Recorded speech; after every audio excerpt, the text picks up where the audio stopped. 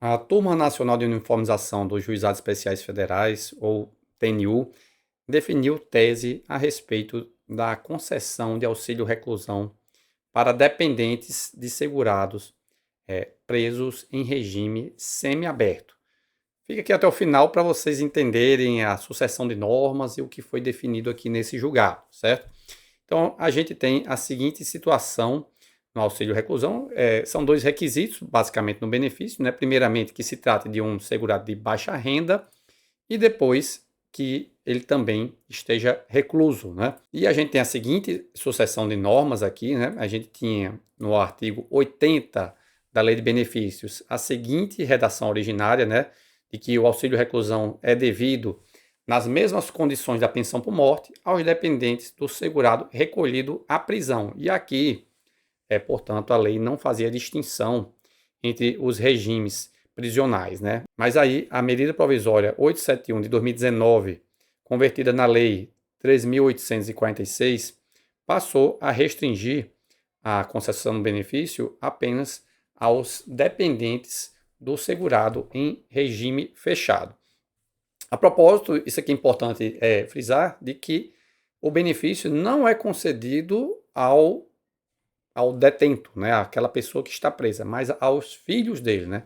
E outra coisa que é quase um mito na sociedade, né, que é o de que muita gente acredita que esse benefício é concedido a qualquer pessoa que esteja presa, mas não, né, porque é um requisito também que ele já fosse contribuinte da Previdência Social. Então, apenas aquelas pessoas que já contribuíam para a Previdência Social e que venham a ser presas, então o benefício é concedido aos dependentes dele, porque ficarão sem aquela renda que era uma renda formal, inclusive, da pessoa que veio a ser presa. Então, feita essa explicação, é importante entender a situação da pessoa que é dependente de alguém que foi preso em regime fechado antes dessa alteração legislativa aqui pela MP 871/2019 e, no entanto, aconteceu uma progressão de regime, então ele saiu do regime fechado para o semiaberto e aí, pela nova redação da norma, não caberia a concessão do benefício,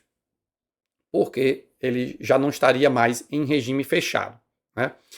E, no entanto, a TNU decidiu que, pelo princípio do tempus regit actum, né, ou seja, de que o regime jurídico é definido pela data do fato gerador daquele benefício, então se entendeu que a lei a ser aplicável é a da época em que aconteceu a prisão. Portanto, se o segurado foi preso antes da alteração legislativa, seus dependentes terão direito ao benefício do auxílio-reclusão, mesmo que a progressão ao regime para o regime semiaberto venha a acontecer após a alteração legislativa. Isso, inclusive, porque a TNU destacou que a lei já dizia que era concedido o benefício nas mesmas condições da pensão por morte. Então, alterações da legislação após a concessão do benefício, como acontece com a pensão por morte, não vão afetar o benefício ora concedido, né? Então, alterações legislativas após a concessão do benefício